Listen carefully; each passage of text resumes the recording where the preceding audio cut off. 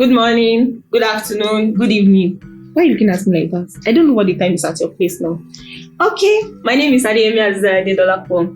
Today, we'll be talking to you about African parenting style and its effect on generational shift. Shift. Oh yes, generational shift. I mean, like the changes that occur as each generation succeeds the other. The changes that occur in behavior, norms, culture, and value. That's what we're talking about. So the African parenting style, how does it directly influence it? And you know, I will not come here alone. You people cannot finish me all alone. You know, Yoruba people will say, I call worrying you, do my shaking, to real. Okay, there's somebody on my right hand side. If you know this man, see, all the single people that snatch people's husband. Carry your head. So, anyway, to my right, I have Mr. Agolaje Muhammad. Hello, good afternoon, everybody. Thank you very much.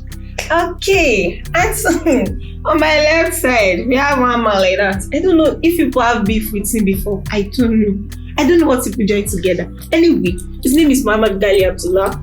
They must say, Alaji Abdullah. Assalamu alaikum warahmatullahi Gali Abdullah. Alright, so now that you have seen our people, let's dabble into the nitty-gritty of this core discourse without taking much of our time. So, African parenting style. You know, when you hear that, I know some of you have a lot of PTSDs when it comes to parenting generally. You know, some of you were corrected in so many ash ways. We are going to talk about everything today without leaving anything out. Or maybe if you feel like there's one place we've not touched, you can just drop it down the comment section. We'll still take it. We are here for you. So I'll be directing my first question to Mr. Muhammad Agolaje. So in your own view, do you think African parents are authoritarian or they are more permissive kind of parents? Permissive, okay. I don't know. I think, Dele Bashin Solo, I think it's about the generational shifts that we have. Growing up as a millennial, you know, we grew up to know our parents to be sit down there and you just have to sit down there with no questions, right? And then at the one we used to say, Omo to mo yare loju o shi ni o to mo no pa. So, you know, it gives you the level of, you know, authority that our parents had then. You know, you were not even allowed to give, you know, a repulsive reaction to their instructions. So, authoritative, well, you know, maybe it's kind of a bit changing now because, you know,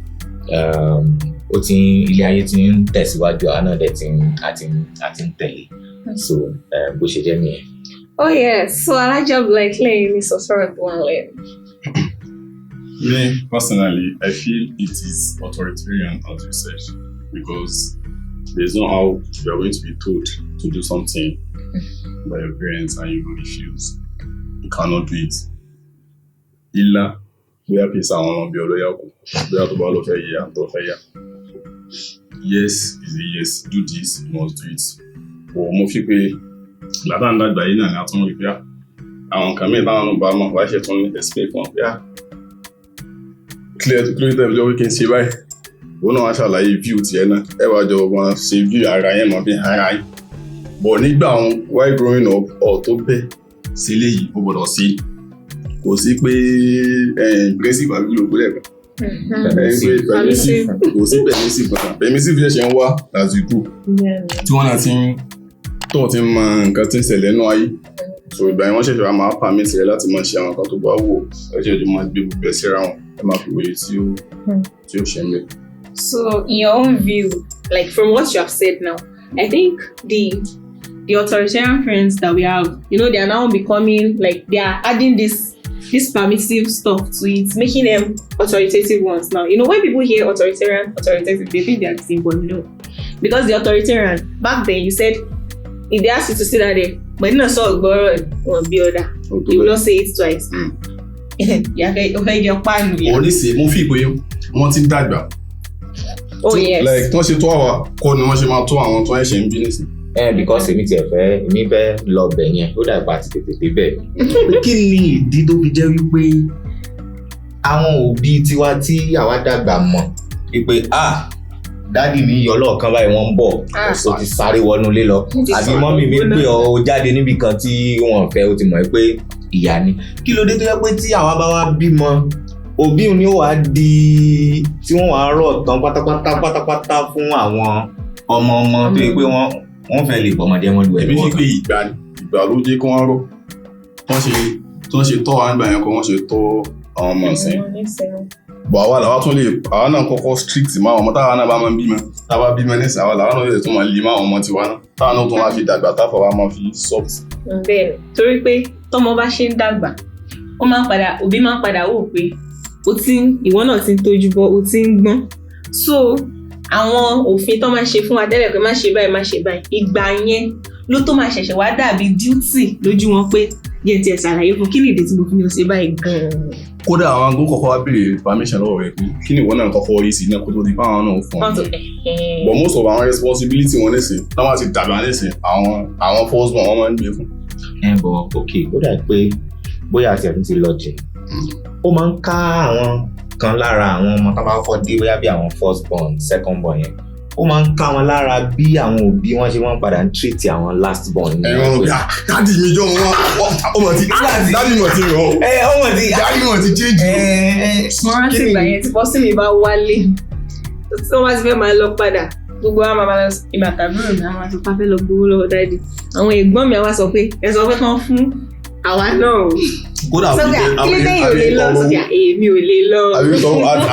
àti sọ no pé ẹ̀wọ̀n ni pé kò sí ló mọ̀ tí ọ lójú. torí pé wọ́n ti rọ̀ sáwàsá àwọn òtí ẹ̀ mọ̀ pé bóyá dáàdì burú ẹ̀ àwọn fìgbà kan burú rí àbí. nígbà táwọn kan sì ti jẹ sọ́ọ̀bẹ̀ ẹ̀sùn fapò rẹ̀ àbí bóyá ń gbà tí àwọn bàbá náà ti rí pé bóyá àwọn ẹ̀gbọ́n gan wọ́n ti kọ́kọ́ fi ojú ti ń gan náà kan ni wọ́n fi wò pé nígbà wọn bá nà níbi káà náà wọ́n tún nà lápá ọ̀dọ̀ tí wọ́n ń bí kó wọ́n jẹ́ pé ọmọdé kan mímọ́ wa lọ́wọ́. ìyẹn náà tún máa ń wà.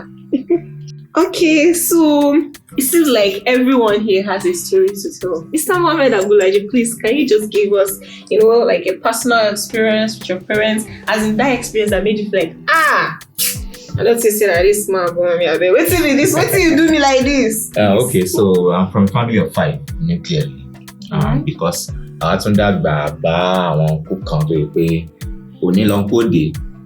Wọ́n fẹ́ lọ ní ọ̀la wọ́n fẹ́ lọ next week ẹ lè padà lò bí ọdún méjì ẹ̀yìn àtọ̀kù sì jọ ń gbé náà.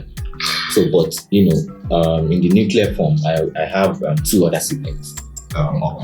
So I think of the 3 boys ó dà pé mi mo fẹ́ jẹ́ ìyá jù simply because ìgbà tèmi náà tó dàgbà ni mo tó ṣe ń rò díẹ̀díẹ̀ pé kí ni ìdí tó fi jẹ́ pé mo jẹgba tó báyìí náà. So ó dà pé ìdí ni pé I was kind of non-conformant, like a non-conformant child then, kò ń ṣe àìkí gbọ́rọ̀ náà. Mo kàn jẹ́ nìkan tó yẹ pé tó bá sọ pé ó yá jókòó báyìí báwọn bí wá ṣe máa ń retí pé táwọn bá ní kó jókòó ń jókòó lóòótọ́ ṣùgbọ́n tí n bá ti jókòó ìṣẹ́jú méjì wọn á rò pé kí ló ṣẹlẹ̀ wọ́n kàn ní jókòó náà ni àbí owó nǹkan tún dìde ni ṣùgbọ́n tẹ́ ẹ bá ní ká sọ sítórì èmi náà stubborn díẹ̀ kọ́nà ṣàlùyẹ. ní ìgbà táwọn ń dàgbà àwọn géèmù tá a máa ń play ní orí móhùnmáwòrán yìí àwọn bí àwọn Mario àwọn Pepsi Nintendo àwọn oníbọ́ọ̀lù ṣẹ̀kẹ̀rẹ̀ tí ó wọlé ṣẹ̀kẹ̀rẹ̀ mo wo ìran rẹ̀ jù. So in tó ṣẹlẹ̀ ní kódà pé àwọn tí wọ́n rówó rà sílé wọn pọ̀ dáadáa gbà náà so pubs ni wọ́n ti máa ń ẹnìkan gbé kalẹ̀ wípé àyè géèmù yóò máa fi rẹ́ǹtì àwọn èèyàn yóò máa play ìmọ̀ kíní play ṣùgbọ́n irú ìgbà kan bá ti rán mi iṣẹ́ tí n bá ti kọjá ń bẹ̀ báyìí kíní yẹn máa ń wà fascinating sí mi pé bóò ló ṣe jẹ́ pé wọ́n tẹ eléyìí tí kíní yóò lọ wájú tó jẹ́ pé wọ́n tẹ̀ yìí yóò dùpá wọ́n tẹ̀ yìí ìwọ̀n á dúró ìwọ̀n á máa wò ó wọ́n bá rán mi iṣẹ́ wọ́n á lè pàṣẹ kí wọ́n rán mi tì ìwọ̀n á dúró síbi Mario ìwọ̀n á máa wò ó ọjọ́ kan wá bẹ̀ kódà nípa pa náà ni nígbà wọn pa àti mo ti pẹ́ ń bẹ̀ látọ̀sán tán ti rán mi iṣẹ́ àtìlẹ̀ ti ṣú. Ẹ̀yin ò sí fúra. Mo kọ́ káwọ́ àwọn lé. méje sì ti lù. Wọ́n ti fẹ́ mọ lọ police station pé ayé wa gba àwọn ọmọ òwò ọmọ. Wáwọn ìwọ ọmọ kan máa ń wà tó yẹ pé àkọ́kọ́ ẹ̀ ọ̀kọ́ máa wò pé ṣé wọ́n sún ibi tá a rán ṣé wọ́n sún sẹ́yìn díẹ̀ ni. Nígbà ó bá yá lẹ́mọ̀ bínú lẹ́mọ̀ bínú pé tí n bá gbọ́mọ imú nígbà ọmọ tẹ́ ń bínú sí tí ò bá wá dé lẹ́sẹ̀ wá mọ̀ wí pé ẹ ṣe sùúrù o kọ́ ẹ̀kọ́ ti jẹ́ ọmọ ìgbé o ó dáa ẹ̀ wá dé àwà wọ́n ti bẹ̀rẹ̀ sí ń wá mi dídélé tí mo délé kódà ìwà náà bí káàdì ẹ̀sájà fi òkú lẹ́rù. Alájà bẹ̀rẹ̀ sọ nǹkan fáwọn náà kí wọ́n fojú yín rí. èmi rọ̀ ń tèmi àmọ́ ìmọ̀ ń ṣeré dáadáa. Ọjọ́ tí ẹ̀ẹ̀mejì ni wọ́n nà mí rí nígbà tí mi ń dàgbà. Lókè máa. Alákọ̀ọ́kọ́ ẹyọ̀kan ní sọ̀nrẹ́. Nǹkan tó ṣẹlẹ̀ lọ́jọ́ wọn ni pé èmi àti ọmọ níbọ̀ mi àjọ wà nulẹ̀. Ṣé wàá ní kò wá wọ̀ ṣòkòtò ọkùnrin ni o. Wọ́n á ní nípa àwọn ọ̀bẹ tuntun. Àwọn ọ̀bẹ tuntun tó ń gbé sílé wọ́n máa ń fi páálí sí i. Mo sì kéré. Wọ́n á mú ìdí ọmọ wọn wáyé. Wọ́n á fi ọ̀bẹ sí i. Ṣé wọ́n kò sí páálí wọn bẹ́ẹ̀ kò ní tí páálí ṣe súnmù. Ó já báyìí ọmọ òun sá ìdí. Mo ní dúró. Ṣé ẹ̀sán rẹ̀ bọ́? Kò rẹ̀ ó kàn bù. Mo mọ̀ jẹ́ ìyá. Ẹ tuntun circumcise. Ó kàn ọmọ òun ò lè rántí nísìn àwọn èmi rántí tí èmi òun ló yàgbẹ́. Èmi mú kó. Mo mọ̀ jẹ́ ìyá láyàyà. Ó dà ọjọ́ wọn bí ọ̀sẹ̀ kan ní ibi jáde. Gbogbo nǹkan tó bá ń ṣe activities wọ́n máa ń ṣe ní ojú window ní wọ́n wà báyìí. Bí ẹni tó mọ̀ prison. Mo jẹ ìyá o. So experience tèmi ní while growing up there. There was a time I used to stand what God was God like this. If you know what I'm talking about. Ma tẹsẹ̀ mi sẹ́yìn báyìí. Àti wọ́n sẹ́yìn báyìí. Àwa dàpálẹ̀ báyìí. Yóò pẹ́ sí lọ́mọ. Ọ̀gá tí wọ́n sì máa ń ṣe. She will not carry any cane and beat me. She will just call my brothers. I'm the only girl in the house. I have 5 brothers. And those ones, wọ́n gbádùn yẹ̀yẹ́ kú. She just call like 2 of them. Ẹ̀wà mìíràn ṣe dúró. Bó ṣe gbàgbé ara ẹ̀ sórí ìdúró. Ó dojú ẹsẹ̀ délẹ̀ bíi bisikíìtì pa múlámúlá. Ó wá tẹsẹ̀ sẹ́yìn báyìí. Gbogbo òde wà kó níbi ewé ọ̀lẹ̀. Ẹ̀yin wá ṣe bí dọ́gbọ́n yọké múra kó bá rẹ̀ jẹ́. So anytime she says that, I used to be like, this is this woman that gave birth to me. Where were you? Shit. But she ended up correcting me because one day I sat down. Pictured all those things that she said. I was like, what? Now me stand like that? I'm not doing like that again. And that was it. But it was very, very torturing because it took me so long to understand why she would describe me like that. So for that period of time, I was traumatized. I did not even like myself. I'm fine now. I'm a fine girl. There is something I'm curious about, you know. A lot of people will be like, maybe my papa insults me, better pass me, beats me, or if that man beats me, I die. And some people will be like, maybe they just talk with me, they want to. Maybe they just beat me, come up for that place. I beg, I don't want to hear anything they want to. So, Mr. Muhammad, please, what do you think? Which one do you prefer? Well, I don't know. I think of it too. Kò sí ìtàn lóòtí o, etí ò bá ṣàtẹ́ ní gbòǹjẹ lẹ́nu. Anyone really go stop you. Ẹ bá sọ̀rọ̀, ẹ bá nà. Tí àsìkò oúnjẹ bá ṣàti tó, ẹ gbé oúnjẹ kalẹ̀ kásá jẹun. Oh shit.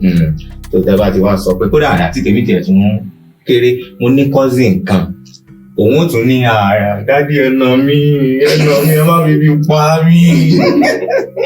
So èyí tí o bá ti ní gbóúnjẹ kò sí èyí tí kò work bẹ́ẹ̀. Ṣùgbọ́n growing up, wọ́n sọ pé style yóò lè ní gan wá prefer nísìn fún irú ọmọ ti tèmi.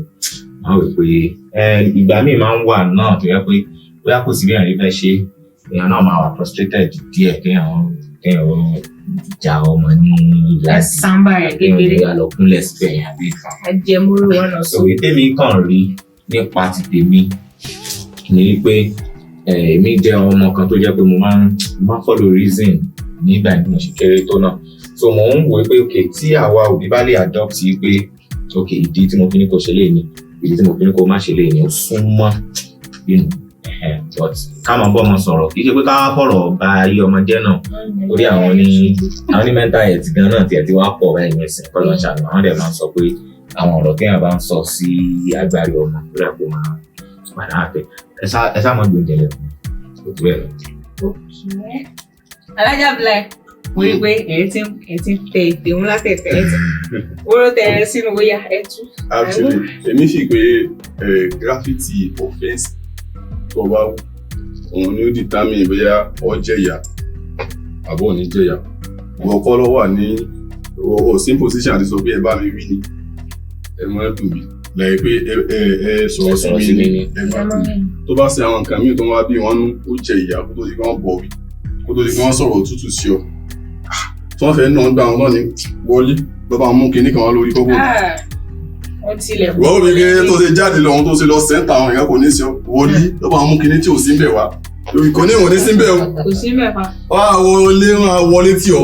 fẹ́ wọ́ọ̀kì ya fún ẹ. gbogbo àwọn ìyá tó wà ládùúgbò inú wọn mọ̀ bẹ̀ wọ́n máa rẹ̀ wọ́n nídà wọ́n dùn wọ́n fẹ́ pọ̀. èmi fi pé méjèèjì náà ló ṣe méjèèjì náà ni ìgbọ́ tó bá bọ́ sọ́ tó bá gbọ́ ó padà jẹ ìyà so ìyà yẹn ló máa rántí pé tó bá dé wù àmì ìyà yẹn ló máa rántí pé tí mo ti jẹ ìyà last time àmọ́jẹ tó ń rìpìtì kíní o right now tèmi bá bímọ èèyàn òbí pé mi mọ̀ fìyà jẹ ọmọ mi because wọ́n ti nà mí rí tí mo fẹ́ kú sí kànga kódà mo lọ pọ́n mi ni wọ́n jẹ atán náà ni wọ́n ní pé kí n lọ pọ́n mi wá ojú mi wá léfo pé àbí kí n kó sínú kànga yìí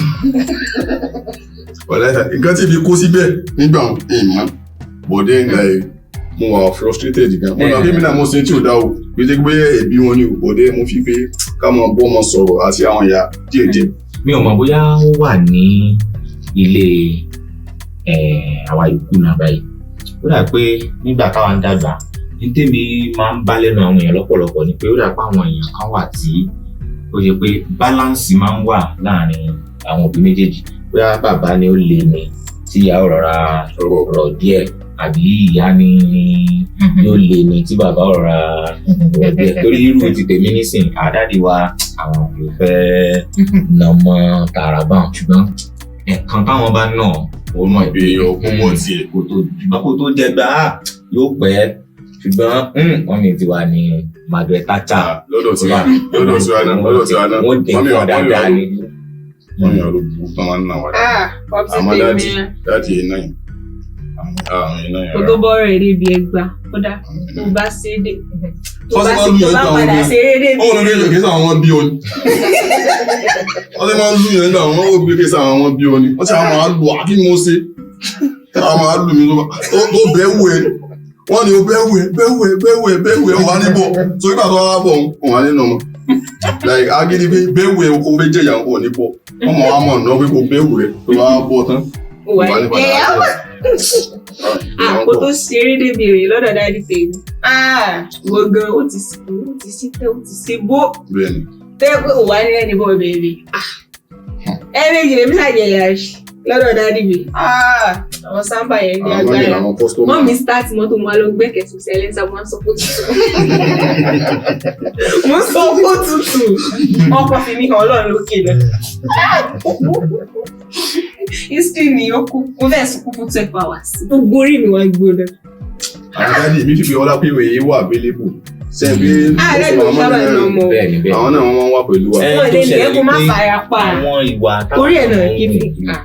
tí òbí bá jẹ́ òbí tí ó tó ẹ pé òun ní máa ń wà tí ọmọ lemọ́ frustration àti nàyàn yóò tètè máa mú àwọn ìyá òun ju àwọn bàbá lọ.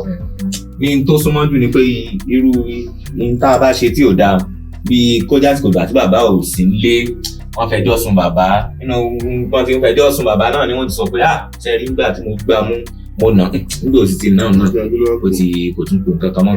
ṣùgbọ́n àwọn bàbá náà táwọn náà bá wà nílé ní last week tí mo wà nílé ọmọ yìí ó ṣe nǹkan báyìí mo mójú nù ó ti ṣe léyìí yóò wà mọ́ yóò mọ́ pa ìlú inú kúlà wọn máa ń pè jọ tó bá ti dínú kúlà tó bá ti kún ẹni mi ò ní dùndú rẹ̀ láta o dùndú rẹ̀ ti láta o. láti fi gbogbo àwọn ìbáwí yẹn náà ó help because a rí gbogbo àwọn ẹgbẹ́ wa tó ń ṣe ní tí ò dáa àwọn táàjọ dàgbà tó táàjọ jẹ́gbẹ́ jẹ́ kí wọ́n ṣe àwọn nǹkan tí ò dáa jẹ́ pé wọ́n máa mú tó wọ́n mọ̀ sí àwọn kan tí ò dáa tó bí wọ́n sì bí wọ́dà kódà kò fi pé gbogbo àwọn kan lára ṣe ń gbà wọn ni ká róòlù pépà báyìí káwá rọ ṣọ́ọ̀kì síbẹ̀ tó máa fi lè bọ́ mẹ́rin gbogbo àwọn kí ni wọ́n ti jẹ ìyá lé lórí. àti ti jẹ ìyá lé pé mò ń fi pẹ́ńsù ṣe dẹ́mọ́ rí mo fi pẹ́ńsù há ẹnu báyìí wọ́n fi wá pè mí pé bó ni kí n sì yọ pẹ́ńsù náà mo tún máa ń bá wọn sọ̀rọ̀ sìgá kò fún àwọn. so mo fi gbogbo àwọn strictness ìgbà wọn ṣebí sìgá lẹ́yìn dẹ̀mú èmi wà á lẹ́yìn pé mo papò báyìí ìwà á rẹ̀ ìwà fi kiri gbé báyìí àwọn ìfowópamọ́ system àwọn Africa fún ìwà sí ẹ̀yìn tó yẹ káwọn ordinary ọmọ ló ṣe fún ìjọba ọ̀lẹ̀ tí after inhaling that jolt that thing I scrape from the table I'll inhale it like this and then I'll not do like this as I've seen in movies. Hey! The day I did that thing and my nose was bleeding. God. ṣùgbọ́n àwọn àgbà pé let's agree that our parents did all of these things because they love us, because they want the best with us. How much of help has it done? And how much of detriment has it been to our development sometimes? The benefits actually outweighs the risk if you ask me. I mean, it has done more good than harm to me. Do you think we can say that? Because one kò sáṣàmọ̀ tá a pa fún ẹni tí kò pa ìyá rẹ̀ jẹ kò ní ìyá méjì náà tẹ́lẹ̀ rẹ̀ so ṣe rẹ̀ pé àwọn fi apá kejì tọ́ wa náà tẹ́lẹ̀ so kò ní jẹ́ ká lè choose wípé nígbà tí wọ́n bà mí jẹ́ o ní ayé àkọ́kọ́ tí mo wá o òun ni mo turn out báyìí o eléyìí tí wọ́n ti wá bẹ̀rẹ̀ sí náà mi so mi ò rò bí a lè wá from that perspective láti sọ wípé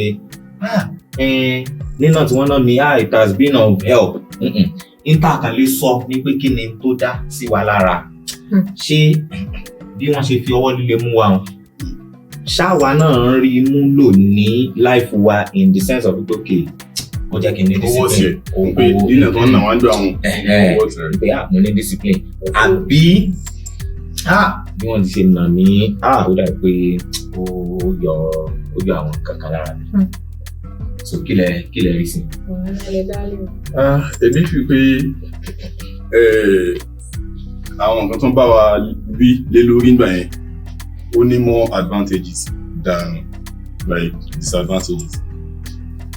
Personally lọ́dọ̀ tèmi kan tó ṣe affect tèmi wọ́n ní pé bóyá láti bẹ̀rẹ̀ nǹkan ní pé bóyá ẹ̀rọ mo bá mi pé I don't like no generally. I have that pride. Okay, if I want to ask you something, then you not tell me. I'm discouraging. So, effect your company sort of meaning. Like, for me, if I need something, I will not be able to ask them. That's She can say it kind of reduced your level of confidence. And my relationship with them was kind of low.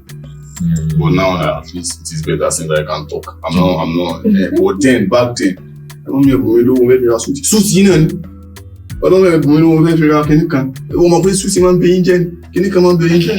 Oh come on. Going for me not telling you you are this so thing we should learn about but more that our effects are can see we looking on our life. Ọlọ́run ló wà o. Ẹgbẹ́ ọ̀tọ̀ ọmọ kan àwọn tí ó yá ìyàkuyà ó yá ìyàkuyà. Yóò yà tààrà. Àwọn tó lọ Islamic school gan tán. Nígbà táwọn dàgbà wá láwọn ọmọ tí máa ń sánlé ojú tí wọn ò nà wọ́n tó bí àwọn òbí tí wọ́n ti nà wá gan. 6:30 ó dà tí mo ti tó yìí 6:30 ráyè fọwọ́ lọ lùbá mẹ́ta. Ẹlẹ́mi ò sì máa rí. So mo gbọ́dọ̀ máa lọ ní báyìí 6:30 so gbogbo àwọn training yẹn ó ti wà láti lẹ̀. Àmọ́ ẹ̀mí fi pé ìbẹ̀rù Ọlọ́run àbí àdúrà Ọlọ́run àbí gbígbé àdúrà Ọlọ́run ló ẹ̀pù àwa náà táwa náà fi rí bí ìdàkejì because àwọn ọmọ tó bá máa ń strict mọ́ jù gan-an ní máa ń yá ìyàkuyà níbi tó bá ti rí little freedom tó bá lọ school a lọ hostel àmọ́ bọ̀ a lọ serve a sì rí bí wọ́n ti ń mu igbó wọ́n ti ń mu ó dà àwọn nǹkan POS ìlú wọn báyìí pẹlẹbẹ tẹ̀wélé táwọn máa ń ní POS tí ẹni tó bá ń tajà ńlọrin yóò ní POS yóò fi ṣe side business nílùú àwọn eléyìí báyìí ẹ̀rí show glass báyìí pẹlẹbẹ pẹlẹbẹ gbogbo àwọn mọ̀nkùmù wọn tàbí a sì bá wọn mú mo fi pé gbígbàdúrà Ọlọ́run bí ṣe pé bí agbára ọwọ́ wọn ni agbára yẹn ti wá I understand so bí ṣe pé àwọn control wọn ló jẹ́ kí because àwọn tó bá strict mọ́jú àwọn tó bá yanjú mọ́jú gan-an àwọn ọmọ ń ya ìyàkúyà because wọ́n bá ti gain a little freedom báyìí wọ́n misuse rẹ̀ so táwọn náà sì wà in control. bẹ́ẹ̀ ni ó dà pé òótọ́ ni kẹsàn-án. ọmọ tọ́lọ́run bá ṣí lójú sí àwọn nǹkan táwọn òbí ṣe yẹn kò sí ó máa misunderstand the concept tó wà behind gbogbo handling methods yẹn ó dẹ̀ máa ṣiṣẹ́. gbogbo mọ́mí ìbomi wọ́n sọ̀rọ̀ sí wọ́n ní ojú omi it took only a moment of reflection ẹ wá nígbà tí mọ́mí ni mo dúró báyìí mo ṣe síbẹ̀ náà mo wá rí tọ́tọ̀ àdéhùn náà picture ìlú lera mi ò pé what ó ṣe lè dúró báyìí like it's because I try to reason with her I try to see it from my own point of view and that's how I was able to correct myself and because in my own house they will tell you there's freedom of speech but your freedom after speech is not guaranteed so you can say whatever you like but after saying it so like there's no way you don't control what is coming out from your mouth you can't just talk anyhow you cannot talk o tó dáa sọ́gbọ̀dọ̀ máa sọ̀rọ̀ pẹ̀lú omi ojú lójú. ṣe é pé mo bí ń léèrè level of confidence lẹ́ẹ̀kan ṣé a lè dàárò náà ní ayé ìsìn wípé ó dàbí pé àwọn ọmọ tí wọ́n ń jáde nísìn àwọn tó ń bí nísìn because gbogbo Gen Z bá di Gen Z kìnìkan confidence náà ni majority nuances tí ó wà láàrin generation wa àti generation àwọn Gen Z o confidence ni àwọn level of confidence wọn láti wo ojú àgbàlagbà láti bá àgbàlagbà sọ̀rọ̀ torí gbogbo tí à ń sọ yìí àwọn náà mi wọ́n ṣe kíní kan wọ́n bá mi wí wọ́n ṣe báyìí wọ́n ṣàwo apá ibi tèmi ti rí tó ti affect mi ni wípé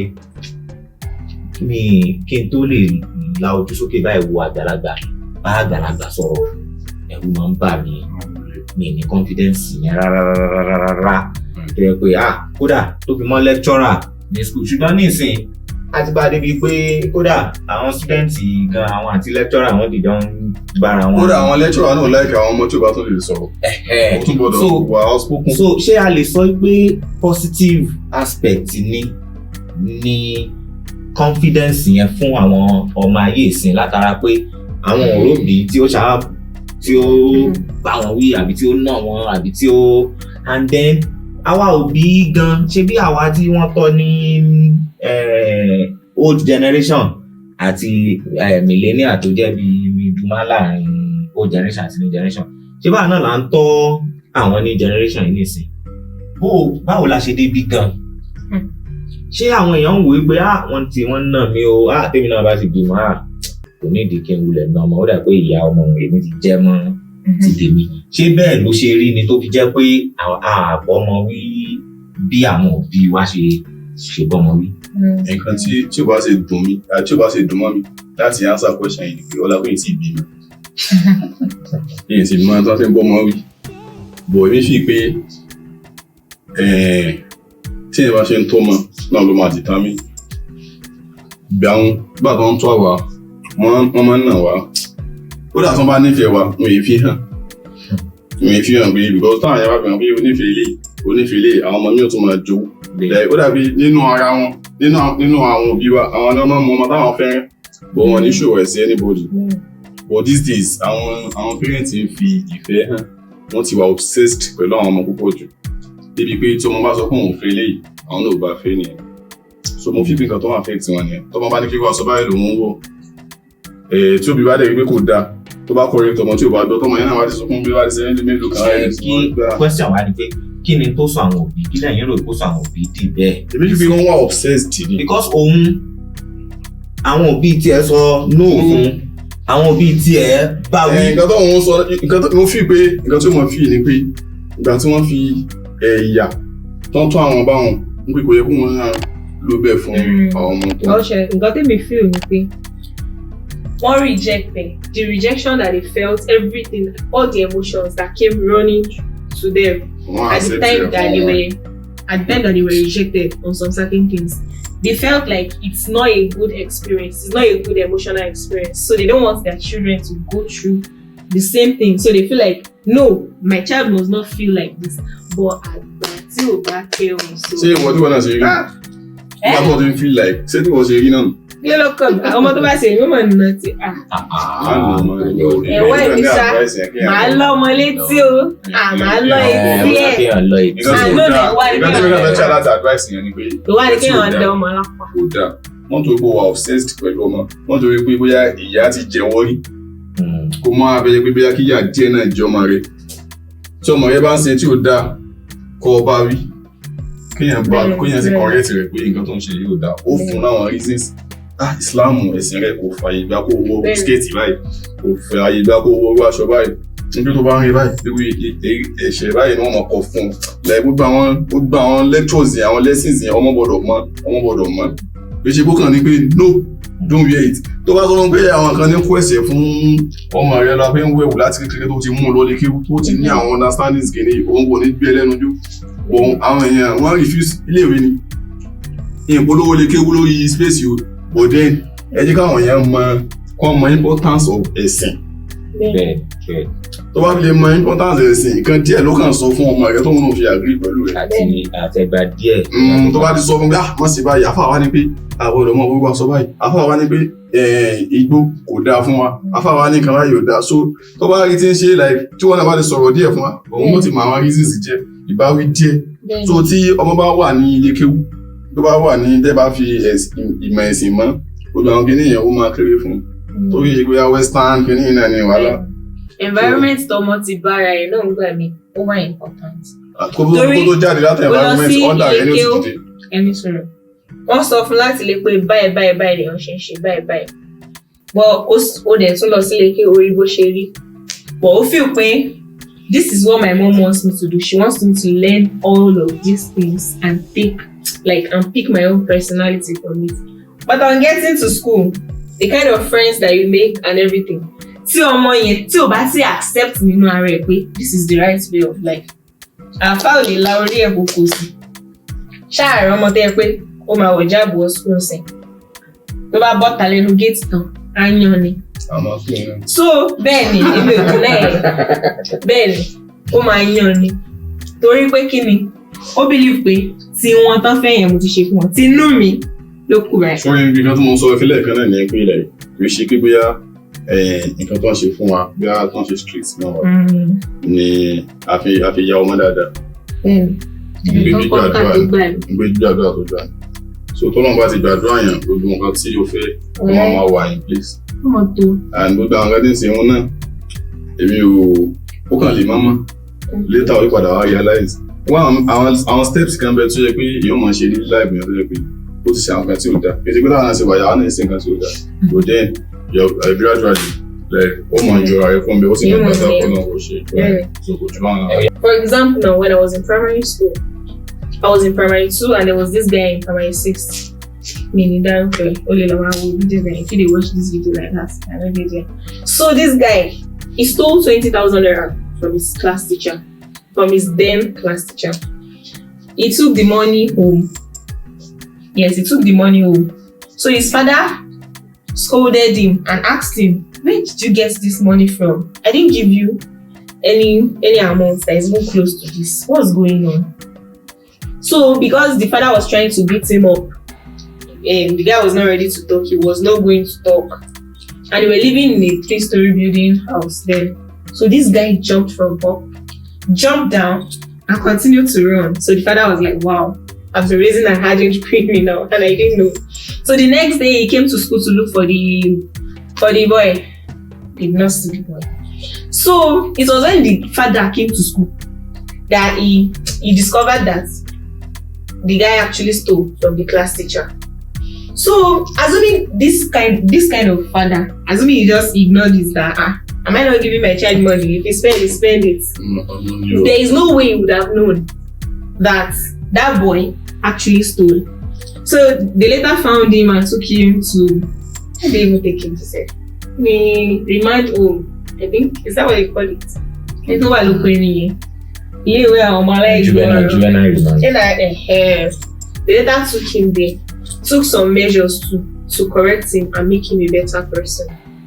So I feel like if parents can do well, not to turn a blind eye to some of the things that their children do, because fine, the father gave the child money, but he sat down and made the calculation. There is no way what I gave to this child will have amounted to this. So parents, I feel like parents should pay more attention to what their children do. I think our parents did a very, very good job in that aspect. Not say that nítorí pé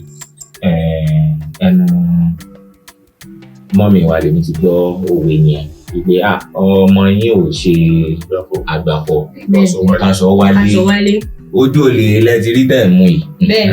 So nígbà yẹn tó bá mú nǹkan tí èsì tiẹ̀ wálé, pẹ́ńsù ó kéré bíi pẹ́ńsù, kódà ìrẹ́sà tí kì í ṣàwọn ìlànà wọ́n ti mọ̀ kí wọ́n tó lè kí mi ò tó lè wọ̀ lójú, kí èso mú un náà kó tó lè wọ̀ lójú, kì í ṣe pé wọn náà ò ní ìrẹ́sà, ó kàn ní kan tí ó ní tí bèbí ara tiẹ̀ ju ti tiẹ̀ lọ ni ló wá mú wá níbo ló ti rí ìrẹ́sà tó ń lò yìí, ó ṣàlàyé.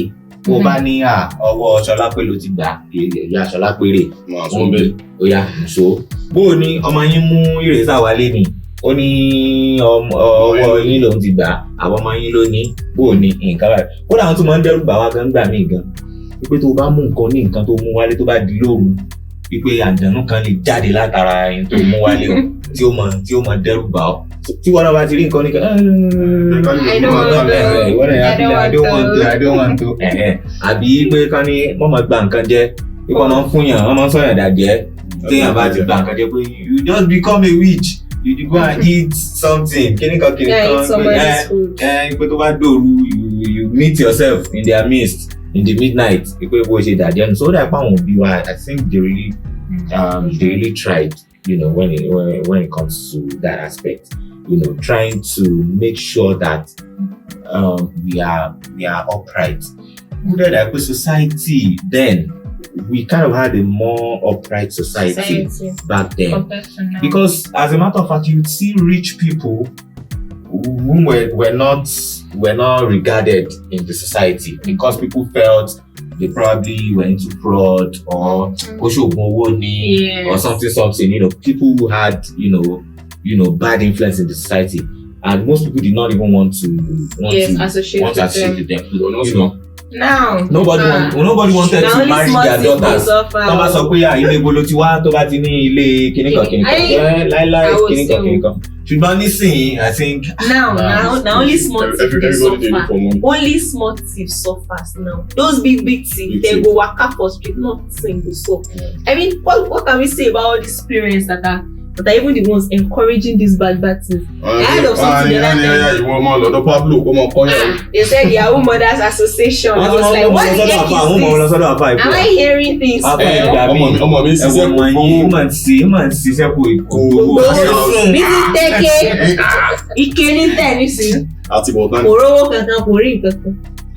it's crazy. I think mílíọ̀nù tó wá fi pé ọdún náà nǹkan tó ń ṣe ò dáa, bọ̀ mo fi pé poverty rate Nàìjíríà ó lágbára náà. Some people are not strong. They don't have this strong point. Kò justify nǹkan tó ń ṣe. Exactly, it doesn't. Because what we say about the other people that remained upright amidst all this chaos. Ṣùgbọ́n ní tó bẹ́ẹ̀ jù bẹ́ẹ̀ lọ, I think on a personal note, for all of us here, I think we should appreciate our parents. Ní ti tèmi o, ó dà pé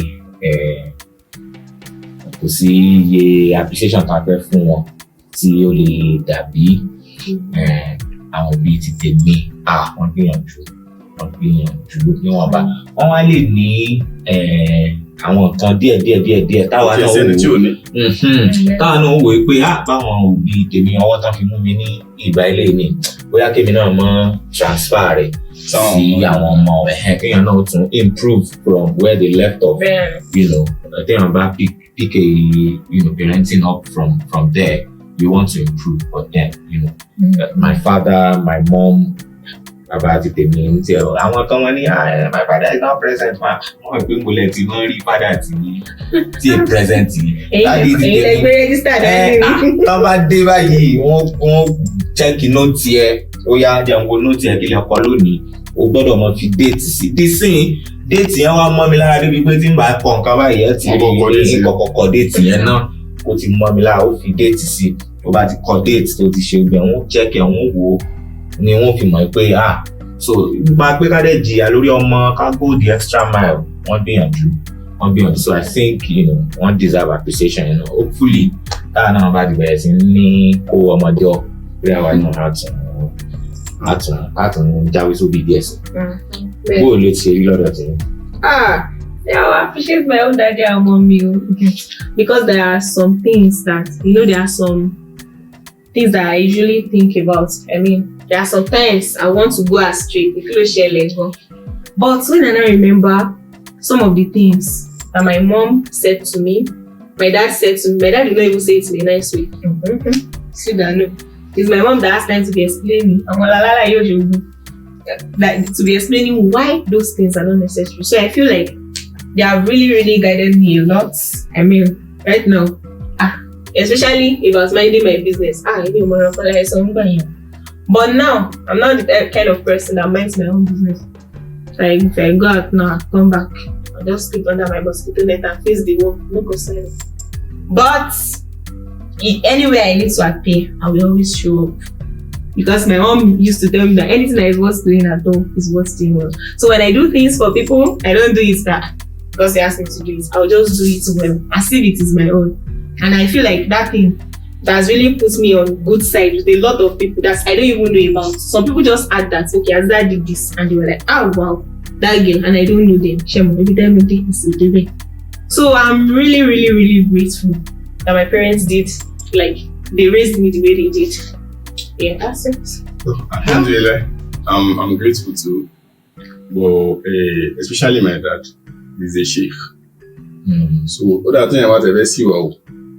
To have a see wow. My father was like. So that one alone safe. We'll be like, don't plan your master prayer. Because you must think that insulting you man. So that one alone, once you buy you, to pass you by so much banana you want to see right. And my mom too. I want to tell I want correcting you because èmi àtàwọn ọmọ mi are close dáadáa. Anything tí bá ti dá báyìí ó jẹ́ gbà wọ́n correct it. Àwọn daddy àwọn lọ lékè àwọn jáde. But my mom, I'm very grateful and my dad, alhamdulillah. Àwọn náà kú ni. Ṣé ìwà sọ láwọn oníṣẹ́ olú ẹ̀ bá ti yàyà kúyà? Because a ti jáde dáadáa àmọ́ táwọn ẹgbẹ́ wa ń sin ta. Oh yeah, one final question. What kind of parents do you think you make? Me? What kind of parents do you think? I would just say maybe mixed. Mixed. Yeah, maybe authoritarian and permissive. I would like, no, I do not want to hear your opinion. No is no. Because kò sí nǹkan tó fi lè convince mi nǹkan tí mo bá fi sọ fún ọ pé no mo sì mọ̀ pé aburú wà ń bẹ̀ fún wa bí kò ní dá fún ẹ̀yẹn nǹkan tí mo fi jẹ́ authoritarian àwọn nǹkan mímẹ́ tó wá gbá ó ṣe lè ṣe báyìí àbí nǹkan tó kó bá fún mi ní àwọn ọ̀rọ̀ nígbà like I want to do it this way ṣé tó fẹ́ ṣe nìyí but tó bá ṣe báyìí so don't like I won't permit my children to do stuff on their own but it will be more of permissive than the authoritarian. You're on the right track. You are doing it right, but you are not doing it right. Alright, guys, at this point that we're going to wrap it up. I hope this session was very, very, very educative, and I hope you have been able to understand some of the things that your parents did that you felt like, God, you are going to blow up. No, sister, brother, you're not blowing up. Do you understand? So please try as much as possible to raise good ones.